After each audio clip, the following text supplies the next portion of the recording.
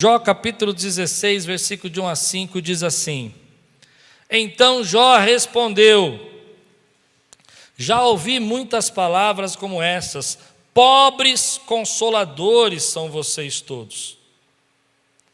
É engraçado isso, né? Porque Jó está com os amigos dele, você conhece a história de Jó? Ele perde tudo, ele perde a família, ele perde os bens. E geralmente quando eu falo que eu vou pregar um texto sobre Jó, a igreja fala: Ixi, hoje eu não escutei aqui. Mas geralmente quando eu falo Jó, o pessoal... Não sei porque as pessoas têm um pouco de medo do texto de Jó, né? Mas esse é um texto interessante, que Jó tem os seus amigos, depois de perder tudo, eles vêm até ele para consolar, mas o consolo deles não vale nada. Então Jó diz assim, então Jó respondeu: Já ouvi muitas palavras como essas, pobres consoladores são vocês todos. Na versão da Bíblia Viva está escrito assim: consoladores de Araque. Vocês são consoladores de Araque, ele diz.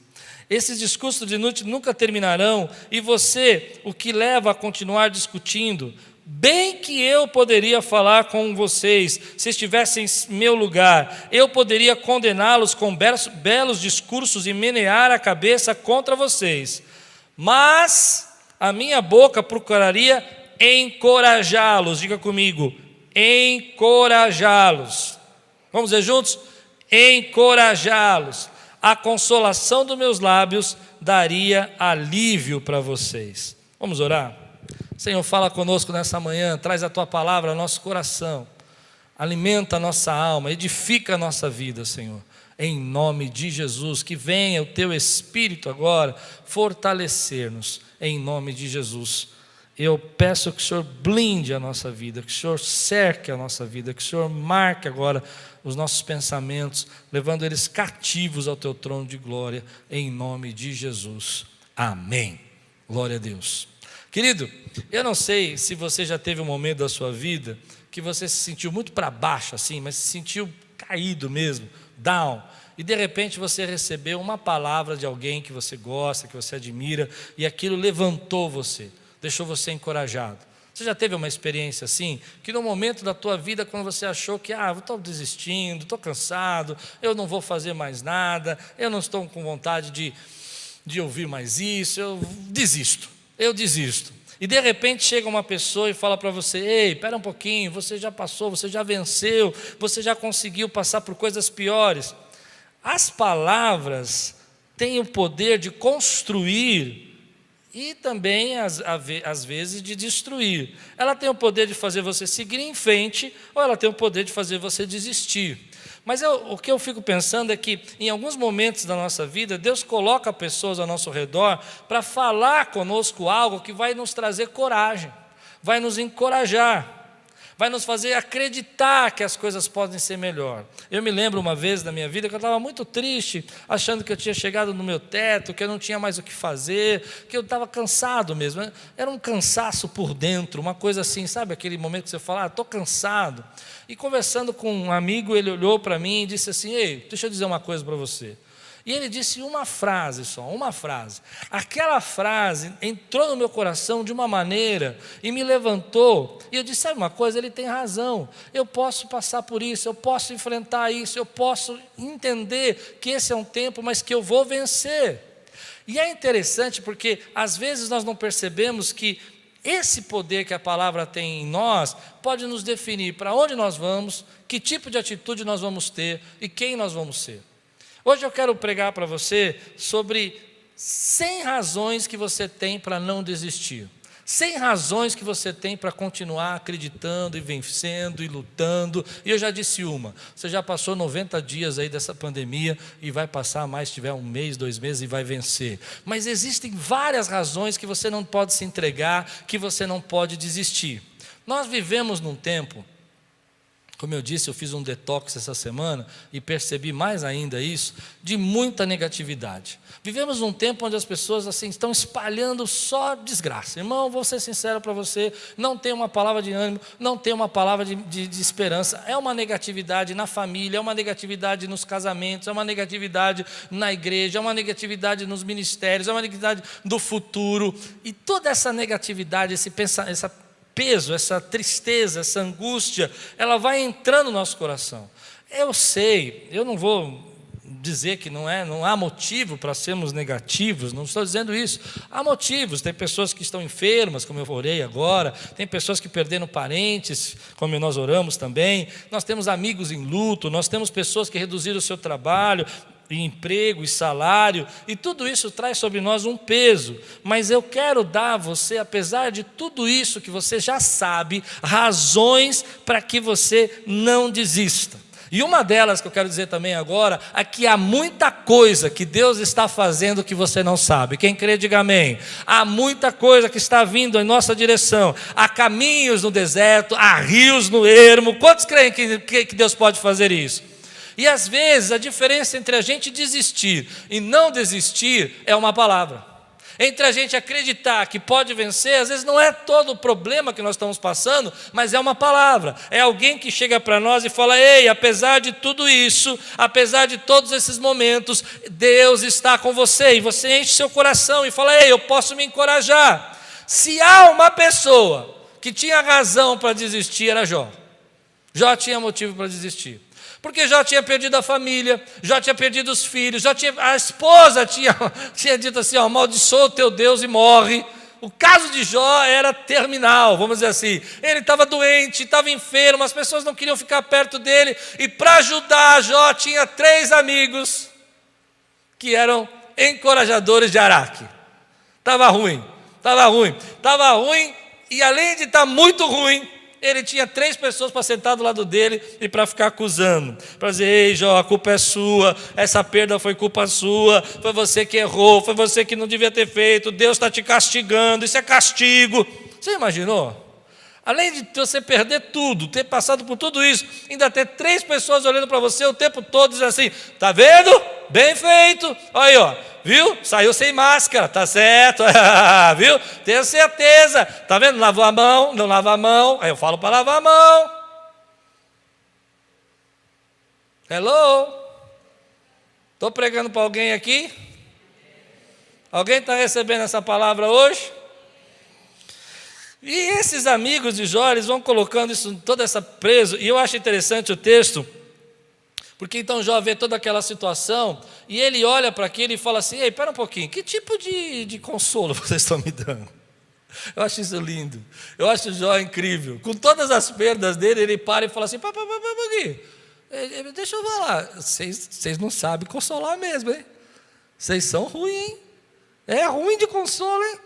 Ô boquinha dura, meu Deus, não tem uma palavra boa aí, não para de falar. Se você lê o texto, você percebeu que ele fala isso. Tradução livre do pastor Klaus. Não para de falar. Ele fala demais. Até quando vai esse discurso? Mas é interessante que Jó diz assim: se eu tivesse no lugar de vocês, se fosse eu o amigo, eu os consolaria. E é isso que a gente precisa ser nesse tempo. Pessoas que levam o consolo, pessoas que levam palavras de encorajamento, às vezes dentro de casa, dentro da nossa família, diante dos nossos filhos, dizer diante de tudo isso que nós estamos passando, o quanto Deus é bom, o quanto que eles são abençoados. E às vezes eu vejo casais, por exemplo, tendo brigas, porque eles não conseguem se encorajar, se animar. Só palavras de tristeza, só palavras de luta, só cobrança, só reclamação. E já estão vivendo mais tempo junto agora, porque não tem... Antigamente, eu vi um pastor falando isso, achei muito engraçado, achei ele muito cara de pau. Ele falou assim que quando ele saía da igreja até a casa dele, demorava 1 hora. Então dava uma relaxada, ele esquecia do trabalho, chegava em casa melhor. Agora ele está dentro do trabalho, ele não tem mais essa 1 hora para relaxar. E quando ele chega, a esposa dele já está lá. Ele quis dizer que ele não tem mais aquele tempo. Cara de pau, né? Eu não tenho coragem de falar isso. Até porque eu trabalho com a minha esposa aqui, né? O tempo inteiro. É bom mesmo. É bom mesmo, a Lupe disse. Obedece quem tem juízo, manda quem pode, né? Mas é forte isso, porque às vezes as pessoas têm uma ideia de que não adianta falar, que não precisa falar palavras de ânimo, mas a Bíblia está dizendo para nós que mais do que qualquer outro tempo, esse é um tempo de você trazer palavras de encorajamento. Olha o que a Bíblia diz em Hebreus capítulo 6, versículo 13. Abra comigo aí em Hebreus 6, 13. Você que está de casa aí, ó, cutuca a pessoa que está do teu lado e fala uma palavra de elogio para ela. Tem uma frase que diz assim: 2 bicudos não se beijam. Desenrola o bico para poder dar uma palavra de encorajamento. Diz assim: olha, o arroz que você fez ontem estava maravilhoso. E você não diz assim: só ontem é? Que às vezes a gente vai tentar, nós homens somos muito ruins, né? E a gente até tenta, né, Israel? A gente até tenta, mas aí mesmo a gente tentando, só ontem? Você só pode elogiar minha comida mesmo, né? Não tenho mais nada de bom que eu faço para você, a não ser o arroz, né? Quem recebe essa palavra hoje, diga amém. Não é assim? Né? Bom, por tanta coisa para falar, vai falar de arroz? Foi o que eu lembrei. Não é culpa dele, é minha. É minha. Ele talvez tenha pensado em outra coisa, mas eu induzi ele a falar isso, não briga com ele. Hebreus capítulo 3, versículo 13 diz: ao contrário, encorajem-se uns aos outros todos os dias. Eu vou repetir. Encorajem-se uns aos outros todos os dias. Ah, meu irmão. Encoraje. Quanto tempo? Quando? Todos os dias. Esse é um tempo que nós precisamos nos encorajar todos os dias. Ei, Deus está conosco. Deus tem guardado a nossa vida. Aleluia.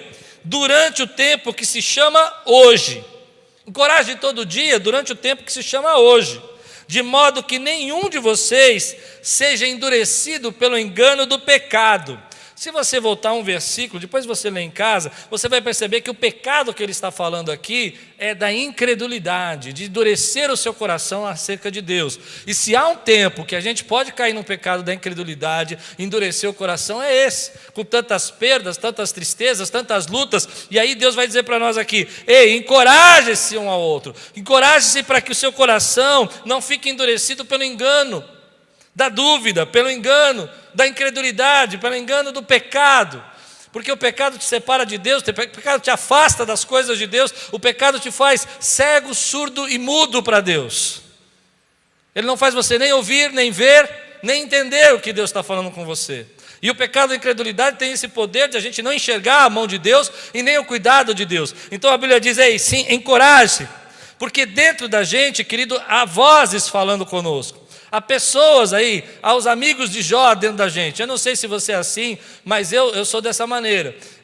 Às vezes tem mais vozes falando para mim que eu não posso, que eu não consigo, que não vai dar certo, meu Deus, vai acontecer comigo. Quantos aqui tem vozes dentro de você aí falando com você? Só eu? Eu sou normal? Ajuda eu a saber se eu sou normal, gente. Porque às vezes eu fico pensando, acho que não sou tão normal, porque tem uns 3 amigos de Jó, assim, às vezes eles vêm em bando.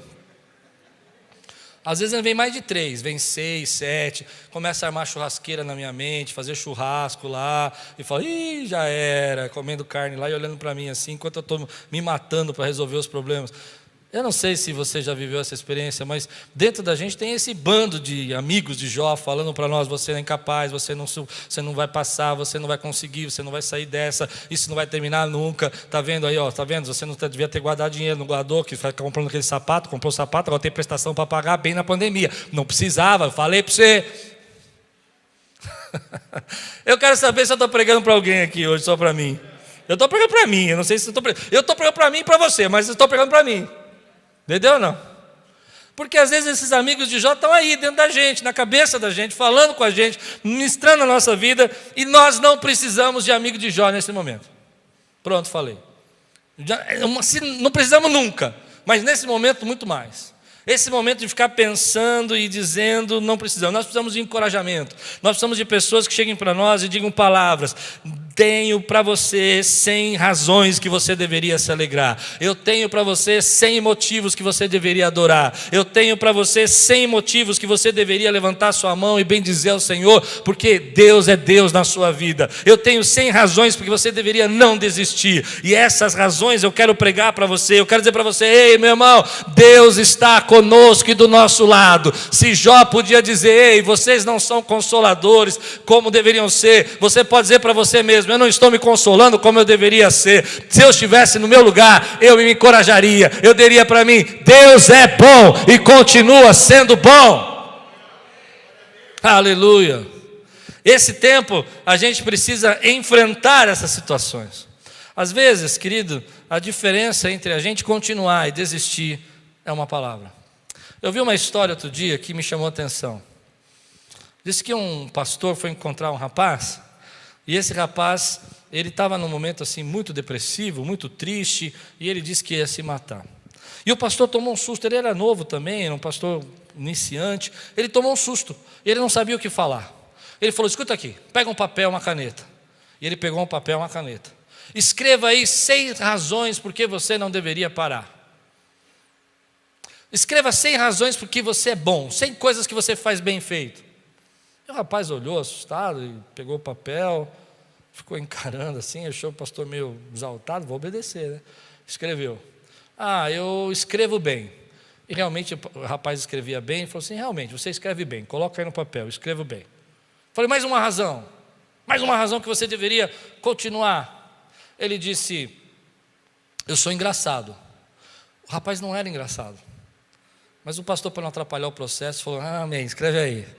Porque às vezes a gente tem que, vai que, Passou mais um minuto, ele escreveu no papel assim: e eu pareço com aquele galã de televisão, o Brad Pitt. O camarada era feio, rapaz. Aí o pastor falou: entendi, você realmente é muito engraçado.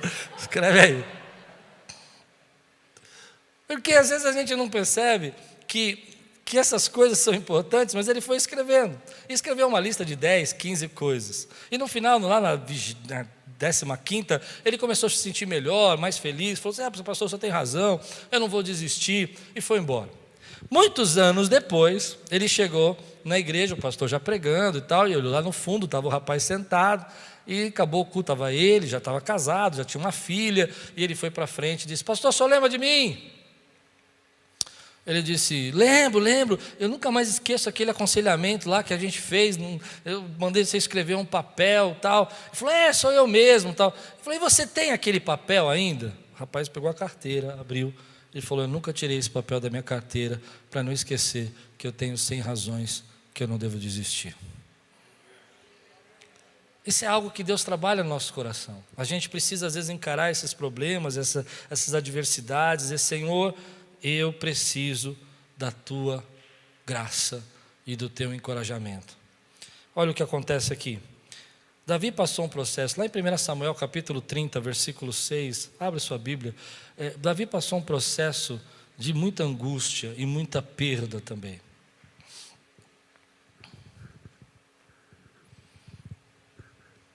Ele passou um processo que, se você não conhece muito a história, ele estava com o seu bando de valentes, os seus 600 soldados, e de repente eles tinham saído, e um exército amalequita entra na aldeia deles, no acampamento deles, invade, rouba tudo.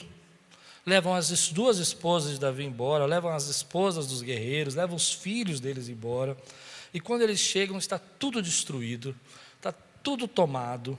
E Davi está num momento assim, difícil da vida dele, um momento de extrema perda, de extrema preocupação, porque além disso, além de todas as perdas, o exército dele culpa Davi por aquilo que ele está passando e intenta matá-lo.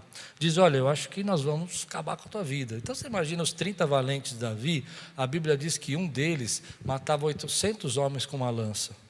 O outro guerreou e matou mais de 1000 pessoas até a espada colar na mão. E esses homens aí, todos juntos ali, aqueles homens, olhando para Davi, falando: Davi, a culpa agora é tua. Você vai ver o que a gente vai fazer com você. Olha o que diz aqui em 1 Samuel capítulo 30, versículo 6. Davi ficou muito angustiado. É óbvio, ele chegou lá, perdas, coisas que foram levadas, suas esposas tinham sido levadas embora, os filhos tinham sido levados embora de todos aqueles homens, seus bens tinham sido roubados, pois o povo falava de apedrejá-lo. E além disso, o povo, o exército dele, falava de matá-lo, apedrejá-lo. porque todos estavam amargurados. A amargura daquelas pessoas levou à violência, levou a pensar em matar o Davi. Eles estavam tão amargurados, tão irritados com a situação, que precisavam chamar um culpado. E o culpado tinha que ser o líder. E o líder era Davi. Cada um por causa de seus filhos e suas filhas. Mas note o que vai acontecer nesse texto. Mas Davi se reanimou no Senhor, seu Deus. Diga aí, reanimou. Davi, diz a palavra de Deus, encontrou forças no Senhor. Apesar de toda a pressão, apesar de todas essas vozes, apesar de toda a negatividade, apesar de todas as pessoas lançando contra ele palavras de morte, Davi olhou e disse assim: ei, eu vou encontrar força no Senhor. E é interessante, a palavra aqui no hebraico é Shazak. Vou repetir, Shazak, C-H-A-Z-A-Q, Shazak. Se você está grávida e procura um nome para o seu filho, Pastor Klaus está ajudando você. Shazak é um nome lindo. Pessoal, Shazak vem aqui, Shazak vai ali, olha que coisa linda. Shazak significa assim, o sentido da palavra é pregou para si mesmo acerca de Deus. Olha que coisa linda. A palavra quer dizer, ele se reanimou, ou seja, na tradução nossa, eu procurei em português, não achei. Em inglês, na King James, ele fala isso. Ele pregou para si mesmo, ele falou para si mesmo acerca do Senhor, que é a melhor tradução que a gente teria para esse texto. Ele falou para si mesmo acerca do Senhor. Há momentos na nossa vida aquilo que a gente precisa pregar para nós mesmos acerca do Senhor.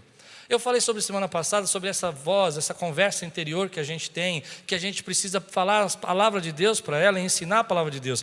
Mas há momentos que a gente precisa ser maior. Você já pregou para você mesmo alguma vez? Você está desanimado, está triste, e de repente você fala assim: ei, que você está assim, você esqueceu quem é Deus da tua vida, rapaz? Para você mesmo, né?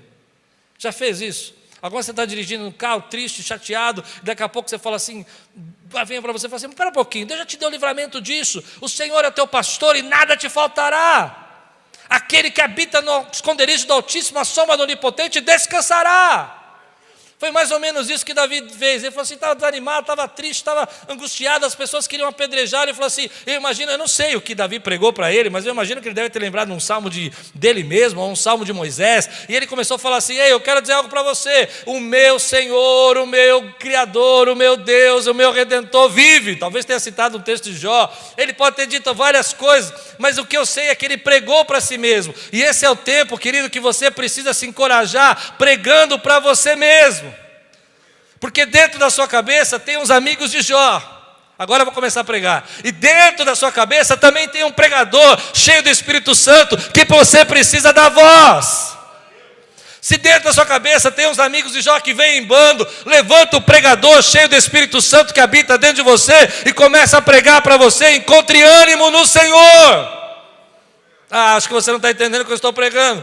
Às vezes nós só deixamos os amigos de Jó falar, mas nós temos que ser como Jó, dizer assim: ei, vocês não sabem me consolar, eu preciso de um consolador melhor. Então deixe o pregador que está dentro de você, pregue para si mesmo, diz assim: Senhor, eu sei que o Senhor já me livrou de tantas coisas, eu sei que o Senhor já me restituiu tanto, eu sei que o Senhor já me salvou, já me comprou com o teu sangue, então eu creio. Davi vai e prega para ele e diz assim: ei, espera um pouquinho, você precisa se encorajar. Você precisa entender que Deus não te deixou. Ele te livrou do gigante, Ele te livrou do leão, Ele te livrou do urso e vai te livrar desse problema, Ele vai te dar um escape. Eu não sei o que Davi pregou, mas eu sei o que você pode pregar para você nesse tempo. O que você pode pregar para você é que Deus tem te guardado, Ele tem sido teu Jeová Jirê, Ele tem sido teu Deus da provisão, Ele tem abençoado a tua vida, Ele não deixou você escorrer da mão dEle, nem escapar da mão dEle, porque Ele ama você. Levanta o pregador que está dentro de você. Quem tem um pregador aí dentro de você, levante sua mão e diga assim: ei, eu vou pregar. Deixa ele pregar. E ele começa então a dizer isso, palavras para ele de ânimo, palavras do momento mais difícil que ele está passando. Eu fico imaginando aqueles valentes, né? Jogando sobre Davi toda a sua fúria. Porque às vezes quem está amargurado joga no outro a fúria. Mas Davi não deixou aquilo entrar na cabeça dele. Davi não deixou aquilo se tornar a verdade dele.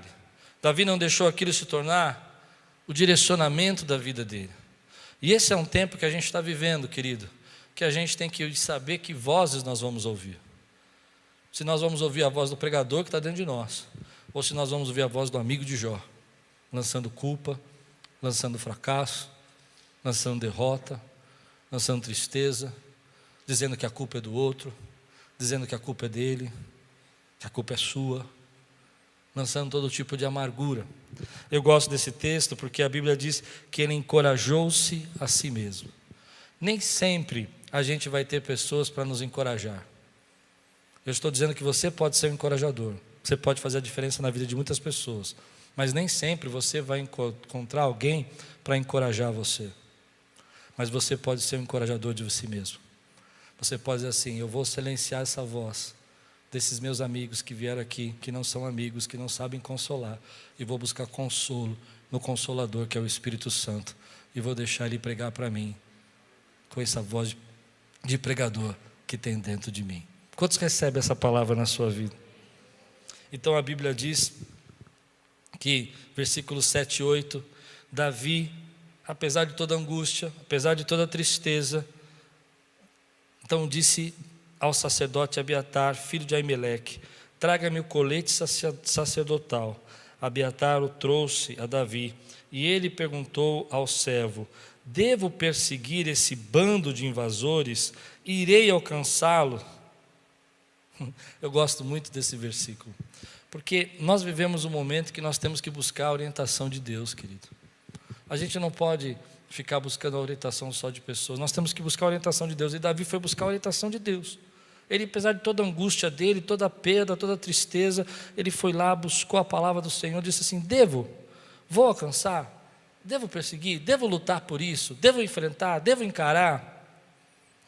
Então a resposta vem e diz, e o Senhor respondeu: persiga-os, é certo que você os alcançará e conseguirá libertar os prisioneiros. Antes de eu falar um pouco sobre esse texto, eu quero falar de algo que está subentendido nesse texto. Davi se livrou de toda a culpa. Eu não sei se dá para entender o que eu estou pregando agora, mas se você perceber, ele foi culpado, ele foi acusado que a culpa era dele, queriam matá-lo por isso, mas Davi não ficou preso na culpa. Davi não ficou preso na acusação. Ele não ficou paralisado pelas palavras que ele recebeu. Ele não ficou olhando para tudo aquilo, dizendo assim: olha, é assim que é mesmo, é desse jeito, não tem como mudar, olha, as pessoas estão me acusando, eu fiz, eu não fiz. Ele não permitiu que isso parasse a vida dele. Ele foi consultar o Senhor. Nós vivemos um tempo onde muita gente aqui está vivendo embaixo de culpa. Quem consegue entender o que eu estou dizendo? Às vezes eu escuto: a pessoa ficou doente porque ela não se cuidou. Será, querido? Será que a gente não está fazendo o nosso melhor e mesmo assim a gente está sendo tão culpado das coisas? Eu não sei se dá para entender. Eu estou vivendo um momento que eu quero ser mais empático do que jogar culpa. Eu acho que está faltando muita empatia no mundo. A gente está muito dizendo: o outro não fez, o outro não é capaz, o outro, e a gente acaba não entendendo que as pessoas têm seus medos, têm suas amarguras. Gosto disso no texto também. Dá para pregar uns 3 sermões desse texto, porque Davi não jogou culpa neles também, não acusou, não ficou discutindo contra a amargura, não ficou brigando com o assunto. Ele foi buscar o Senhor. E essa é uma lição de grande inteligência de Davi. Davi era um cara muito inteligente. Muito inteligente. Se você quiser aprender sabedoria, estude a vida de Davi. Porque esse rapaz, ele podia estar agora frustrado, angustiado, mas ele controlou as emoções dele. Consegue entender? Ele parou no peito a crítica. Amigos queriam apedrejá-lo, gente que andou com ele, pessoal que ele pegou na rua. Você conhece a história, eles eram a escória daquela sociedade, os endividados, que se juntaram a Davi, mas ele não ficou lá: tá vendo, que adianta fazer as coisas para o outro, aí eu peguei esse camarada, está querendo me matar, foi fulano que falou. Ele parou no peito. Pessoas altamente inteligentes controlam as suas emoções, pessoas altamente inteligentes conseguem não se deixar dominar pela angústia e pela acusação. Segunda coisa que pessoas altamente inteligentes fazem é que são empáticas, elas têm empatia. Ao invés de jogar toda a amargura no outro, elas começam a entender que a amargura do outro, começam a entender o que é a amargura do outro, o que o outro sente, e começam a mudar a visão. Terceira coisa que as pessoas altamente inteligentes, cheias de sabedoria fazem: não param a sua vida porque estão angustiadas, ou porque estão sendo criticadas, ou porque estão sendo ameaçadas. Não param essa vida. E quarta coisa, que quem é muito inteligente, muito sábio, mas tem ainda um plus, um a mais, tem a sabedoria do alto, buscam a Deus. Davi não saiu: vou resolver isso aí, deixa comigo, está fácil. Davi foi lá e falou: perseguirei, alcançarei, esse é o caminho. Quem tem uma sabedoria espiritual sabe que consultar a Deus é o melhor caminho. Davi vai enfrentar isso, ele vai encarar todo esse momento, ele vai enfrentar e não vai viver preso na culpa. E hoje eu quero dizer para você, querido, nós estamos vivendo um tempo de muita acusação, muita voz, mas não viva preso na culpa, viva acima disso, viva acima desses problemas. Entenda que o que o Senhor tem para você é seu, é Deus quem preparou e é sua autoridade. Você precisa definir isso e você precisa buscar a Deus. Quem pode receber essa palavra aqui, meu irmão? Em nome de Jesus, diga assim: eu recebo. Mas aí vem a parte que eu gosto. Ele diz: irei alcançá-lo, conseguirei libertar os prisioneiros. E o Senhor diz: certamente os alcançará. Persiga-os, é certo que você os alcançará e conseguirá libertar os prisioneiros. Certamente, eu acho lindo esse versículo. Eu vou dizer, você que está em casa, escreve aí no chat aí: é certo, certamente, diz aí. Ah, vocês não estão comigo não. Diz aí: certamente. Deus olha para ele e fala assim: Davi, é certo que você vai conseguir, é certo que você vai alcançar. E aí vem a palavra que eu quero ministrar na tua vida. Querido, nesse tempo todo que nós estamos vivendo, eu tenho escutado muita gente dizer assim: ah, esse ano já acabou. Esse ano já acabou. E é triste você pensar assim, né? Eu até decidi que o ano que vem eu não vou fazer aniversário, eu vou ficar com 49 mesmo, porque se o ano já acabou, eu não vivi, então eu tenho o direito de viver um ano a mais, né? Então ano que vem eu faço 49, tá, pessoal? Mas é triste você ouvir isso, porque as pessoas falam desse jeito como se não houvesse recuperação. E Deus é um Deus que nos ajuda a recuperar. Ele nos restitui. Aquilo que você acha que acabou, Deus tem restituição para você. Aquilo que você acha que não vale a pena perseguir, você vai poder perseguir. Eu quero liberar isso com uma palavra profética para essa igreja e para a minha vida. Eu quero que isso seja uma palavra profética para você e para mim. Eu quero ser agora o encorajador, aquele que vai pregar para você coragem. Deus está dizendo para você: ei, persiga, continue lutando, vá atrás.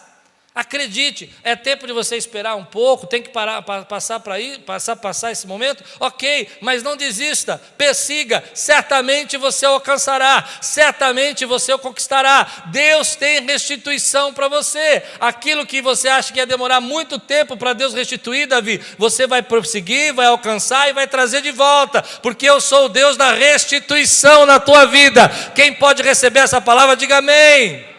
A gente olha para esse momento tão triste, tão difícil, a gente fala: ah, passou a vida, olha, não vai dar, eu não vou conseguir. E Deus está dizendo para mim e para você: ei, você vai alcançar o seu objetivo, vai alcançar o seu sonho, vai alcançar o seu propósito. É um tempo, tem que esperar um pouco, mas você vai conseguir alcançar. Eu vou dizer para você o que eu creio: certamente você vai alcançar aquilo que Deus colocou no seu coração. Persiga. Essa é uma palavra que mostra para mim e para você que Deus tem restituição para a nossa vida. Às vezes a gente não entende isso. A gente não entende que há momentos na nossa vida que Deus nos abençoa e há momentos que Deus nos restitui. E apesar de tudo isso que nós estamos passando, eu creio que Deus tem restituição para você e para a sua família. Algumas pessoas dizem assim para mim: pastor, você acha que vale a pena lutar pelo meu casamento? Persiga, eu certamente alcançará. Ei, quem pode dizer amém aqui por isso? Senhor, será que vale a pena lutar pela minha saúde? Persiga, certamente alcançará. Será que vale a pena lutar? Senhor, eu estou com vontade de desistir, parece que nada dá certo. Persiga, certamente alcançará. Você crê nessa palavra? Eu quero terminar assim. Querido, nesse tempo que nós temos tantas vozes falando, seja uma voz de encorajamento, seja uma voz de declarar a bênção e a palavra de Deus. Seja um pregador para você mesmo, pregue a palavra para você, pregue que Deus é real, combata todo esse pecado de incredulidade e lembra que Deus tem restituição para a nossa vida. Aquilo que algumas pessoas podem achar que vai demorar muito, Deus na sua misericórdia pode fazer no momento que Ele quer. Se você conhece a história, Davi perseguiu, alcançou, tomou de volta, restituiu. No meio do caminho ele foi o mais sábio ainda, porque 200 homens estavam muito cansados, e ele disse assim: fique aí, nós vamos perseguir com os outros 400. Ele deixou 200 homens ali guardando, 400 foram com ele, ele restituiu com os 400. Quando eles voltaram, os 400 não queriam distribuir os despojos. Davi foi sábio de novo e disse: não é justo, vamos separar com todo mundo. Eles ficaram aqui guardando as coisas para nós, e ele trouxe paz. Deus deu sabedoria para Davi, para trazer paz, porque Deus tem restituição para você e para mim. Se Deus está falando com a tua vida hoje, se Deus está tocando no teu coração, e é tempo de você dizer: Senhor, olha, esse é o tempo que eu estou vivendo e eu preciso me encorajar. Já dei voz demais para os amigos de Jó, eles não sabem me consolar, mas dentro de mim tem um pregador, e eu vou pregar a palavra, eu vou declarar essa palavra para mim, que o Senhor tem restituição para a minha vida. Eu quero orar com você. Fica de pé no teu lugar. Se Deus está falando com você, se você sente o toque do teu espírito aí com Deus, se é Deus com você, deixa Deus tratar a tua vida hoje em nome de Jesus. Se você está em casa aí, se Deus está falando com você hoje, diz aí, ó: eu recebo, eu recebo, eu recebo. Escreve aí no chat: eu recebo, eu recebo, eu recebo. Coloca aí a palavra de Deus assim: eu recebo. Deus é bom, eu recebo. Sabe por quê? Às vezes a gente precisa declarar com os nossos lábios que a gente recebe uma palavra quando ela vem profética na nossa vida. Eu vou dizer aqui, eu fico feliz quando eu vejo aqui as pessoas colocando aqui, ó, a Sandra diz: eu creio. A Marisa diz: glória a Deus. A Marisa diz: eu recebo. Eu fico feliz de ver gente recebendo uma palavra. Quantos ficam contentes com isso? Que glória a Deus. Deus é bom, Deus é bom. Feche os seus olhos e diga assim: Senhor, eu creio que o Senhor pode restituir a saúde, as finanças, o trabalho, o posicionamento, a vida espiritual, a família. E nós declaramos a tua palavra em nome de Jesus. Nós declaramos que o Senhor é Deus de restituição. Ainda de olhos fechados, o que o pregador que existe dentro de você precisa pregar para você hoje? Não as vozes dos amigos de Jó, mas o pregador que existe dentro de você. O que ele precisa pregar? Quem sabe que o pregador que tem dentro de você precisa pregar hoje para você? Levante a mão, quero ver aqui se você sabe. Então assim, bem baixinho, de olhos fechados, fala a frase que o pregador deveria pregar para você. Qual é a frase? Só você e Deus, querido, ninguém precisa saber. Se você está em casa, fala baixinho. Qual é a frase que você precisa pregar para você? Qual é a frase que você precisa dizer para você mesmo? Olha, eu preciso crer somente no Senhor, espera nele. Uma das frases que eu vou pregar hoje à noite, vou continuar essa pregação, é porque uma das frases que eu acredito que Davi pregou para ele mesmo, é aquilo que ele escreveu no Salmo 42. Porque está abatida a minha alma? Porque está abatida a minha alma? Espera no Senhor, confia nele. Davi pregou para ele no Salmo 42. Ele olhou e disse assim: ei, alma, por que você está abatida? Eu creio que Davi teria muitos motivos para estar abatido, mas ele disse: espera no Senhor, confia nele, confia nele. Davi pregou para ele mesmo no Salmo 42. É isso que eu quero que você faça nessa manhã. Diga aí: alma, porque está abatida, confia no Senhor, confia no Senhor, em nome de Jesus.